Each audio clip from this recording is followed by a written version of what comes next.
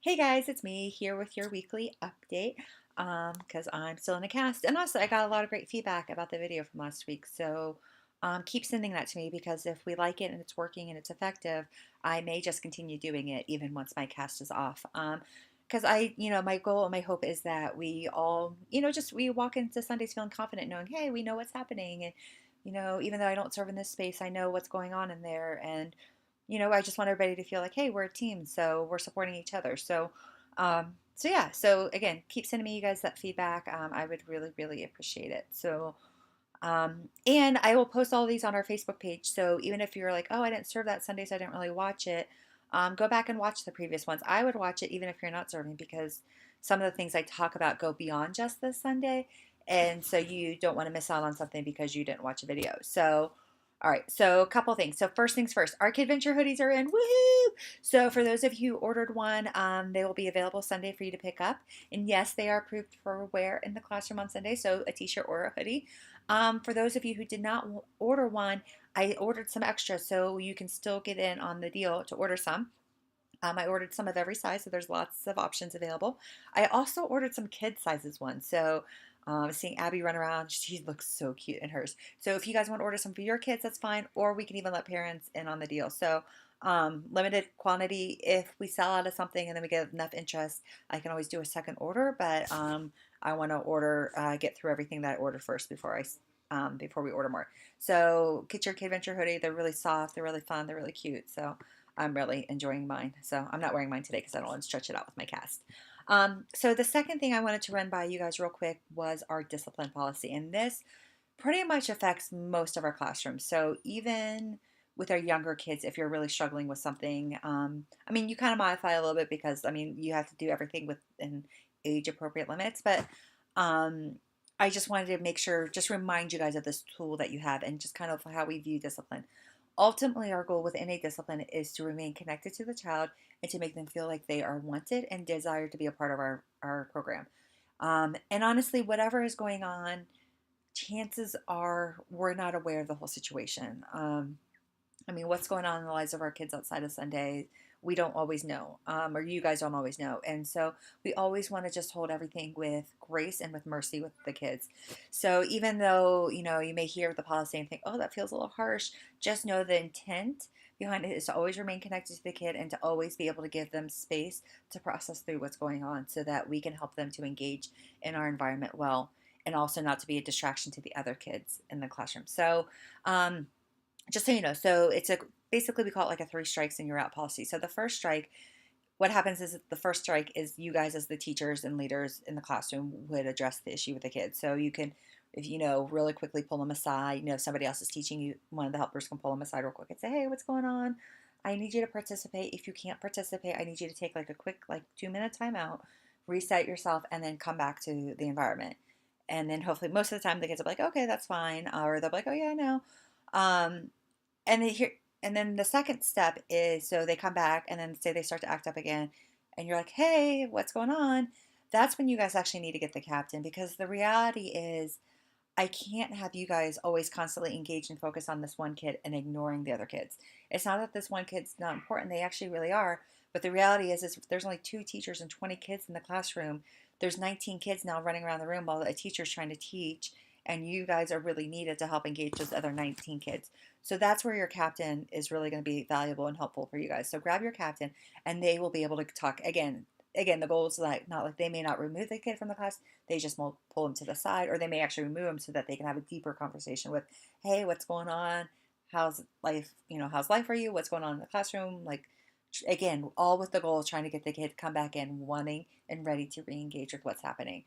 And then the third strike would be we have to call the parents. And again, with the parent, it's never like, hey, your kid's a problem, your kid's whatever. It's just like, hey, we are trying to figure out how to help your child to best engage with our environment. And we're running out of options on our own. So can you help us figure out how to connect with your child best? So that would be the third option. So that's kind of like the third strike is we will involve the parent. And that's usually when either the captain or even myself will step in to have that conversation with the parent. Because again, we don't want the parents to feel like, oh, like we don't want their kids around. Their kid's a big problem. Chances are the parents probably feeling that at home and may even be overwhelmed at home and being like I'm experiencing the same thing. I'm at a loss. And that's where, hopefully as a pastor, myself or Corey, like somebody within the life of our church can like step in and really help to start helping these parents figure some things out. So I just wanted to remind you guys of that policy. Because I don't want you to feel like, oh man, like we're always like stuck, like struggling between, do we teach, do we deal with these issues? Like you guys have options. And so please, and the other thing is consistency. So like I need everybody to be on board with this, because if one teacher doesn't, one doesn't, the kids are going to get away with stuff. And consistency is so key with our kids. So I need everybody to be on board with this. And I need you guys to stick to it. Like, again, it feels harsh, but it's really not. Kids love boundaries. I don't know, for those of you guys who follow me on Facebook, like my 2-year-old daughter the other day thanked my husband when he put her in timeout, because she just realized like, hey, like I needed that boundary. I needed somebody to say stop. And so our kids do that, whether they're going to say thank you or not. Kids need boundaries, and it's okay. Again, our goal and our heart throughout this entire process should be for love and connection. So if we do it right, it's not going to feel like horrible. Okay. So that's the first thing I wanted to reiterate to you guys. The second thing is, for those in the twos, preschool and elementary room, you're going to notice a slight change to your curriculum. And hopefully, with this change, the goal would be that you guys are able to get a glimpse, a snapshot of what the morning is going to look like without having to dive into the entire curriculum. And that is done by giving you guys the schedule on the front page of your curriculum. So, basically, now I didn't put worship in here just because that kind of looks different, and it's different, live worship, whatever. But basically, this lets you know, here's all the different activities planned. Here's the order in which to do them. And so hopefully this helps you guys look through and be like, oh, like you can look at that and be like, oh, okay, we got 1, 2, 3, 4, 6, 7, 8, 9, 10 different things to get through. We got this. And if you've been in the classroom long enough, okay, like this section's like 2 minutes, this is 3. Like, you can kind of start timing out everything ahead of time, just glancing through everything. But this is kind of, so I added this in here just again to help you guys know, oh, like we have this one activity, we have these 5 things we're going to get through, and then we have these 3 activities here at the end. Just to help give you guys an idea of the schedule for the morning and the different like activities. So if you're like, hey, like, oh, we didn't get to remember verse, or you're like, oh, what kind of king? Wait, we didn't do anything about kings. Like, did I miss an activity or something like that, or sounds of celebration? So hopefully it will also help you just just kind of cue you into like, oh, did we do this? Did I see this in the curriculum? And you guys, and with that, I know sometimes like the supplies are like messed up or whatever. And, you know, the great thing about being in Arvada is you don't necessarily have to stick with like that. So if you guys find yourself ever looking through the curriculum and something seems confusing, you're unsure, you look through your supplies and you're like, hey, I don't think I have everything you need, grab a captain or grab myself, because even though I can't tell you right off the bat, chances are it might jog my memory. It's like, oh yeah, we had to switch this. I'm sorry I didn't communicate that well. Here's what you can do.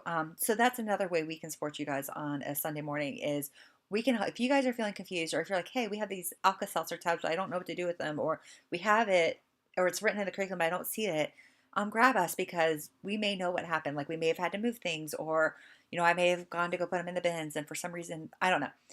Always ask.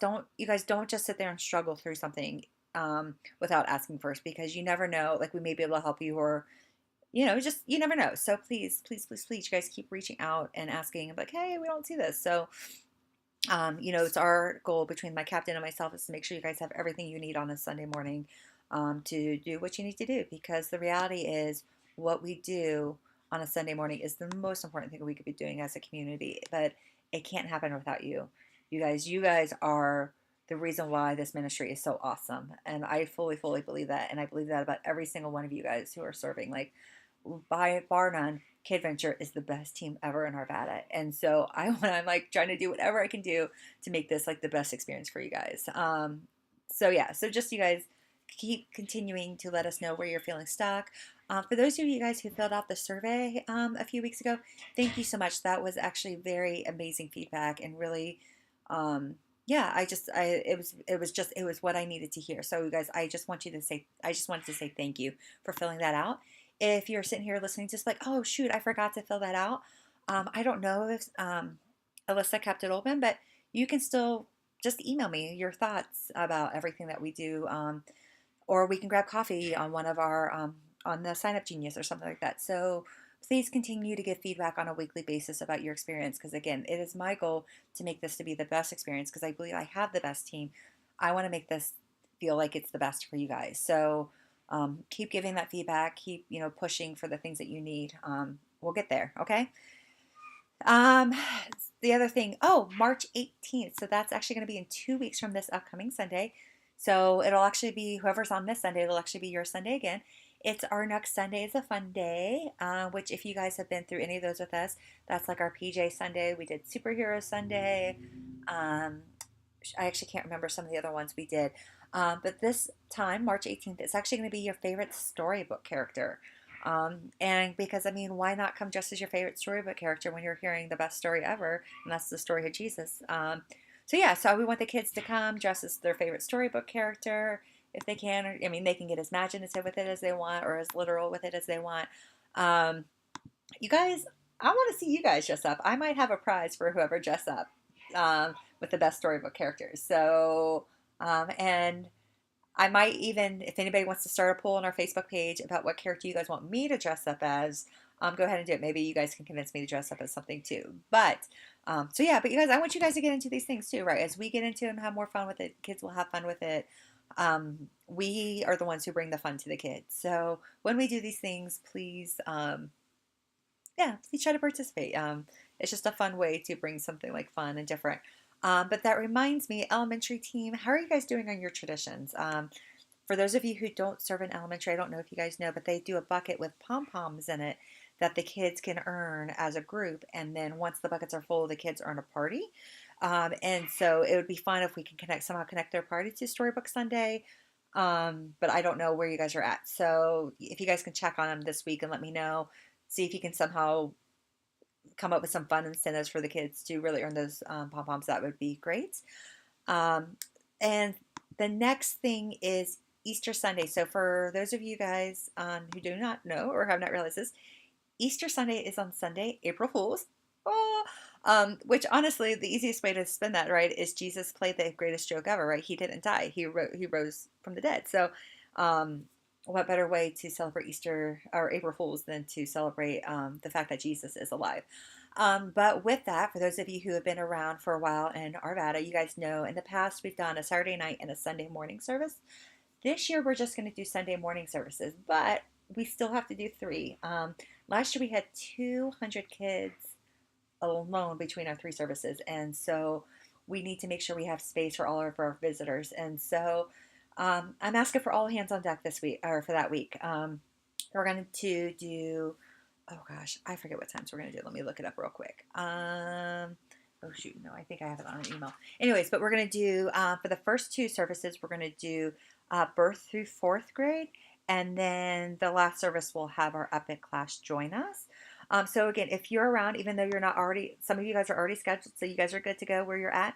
But even if you're not scheduled and you're going to be around, I would love for you guys to help out one of the services, because really we're going to need all the people we can get, and we may even have to reach out to families and parents to just step in and help you guys, because we are going to have a lot of fun. We have a lot of fun things planned for the kids. We have some activities planned. We're actually going to do something slightly different from our normal curriculum. So yeah, so it's going to be a fun time. Shoot, let me see. I'll just email you guys the actual dates when I get them. I can't find the email where it was. That's what happens when you get put on a group text or whatever. So, but three services Easter Sunday. We'll have breakfast burritos or something for you guys to come, for those of you who are coming early, so that you guys can get out the door. Yeah, so there's that. So please, if you're free to help, please come help. We really, really need all that we can have. And so, oh, last but not least, so if you made it to the end of the video, so last week I had you guys email me your Starbucks drink order, and I picked up Starbucks for everybody.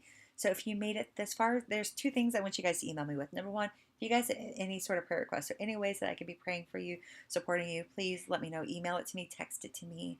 By the way, if you guys don't all have my number, my cell phone number is 720-238-7288.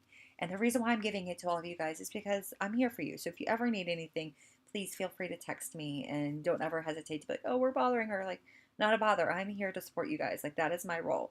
So I'm available for you guys whenever you need, okay? So there's my number. So if you need anything, and if you've texted me before and you text me again and I act kind of weird, it's because I lost all my contacts. I actually got a new phone like 2 weeks ago. And so I lost all my contacts. I actually don't know who's texting me. It's actually kind of weird. I'm like, oh, I don't know who you are. So just have a little grace in that. So yeah, so number one, prayer request. And then number two, your favorite kind of candy. So are you a chocolate person? Are you a Twizzlers person? Are you a gummy bear person? So yeah, I don't know if I'm gonna have candy this Sunday. I don't know. Maybe it'll show up when it'll show up, but I just would love to know. Text me or email me your favorite candy. So thank you guys so much for watching this. Love you guys all. I'm so appreciative of all you've done.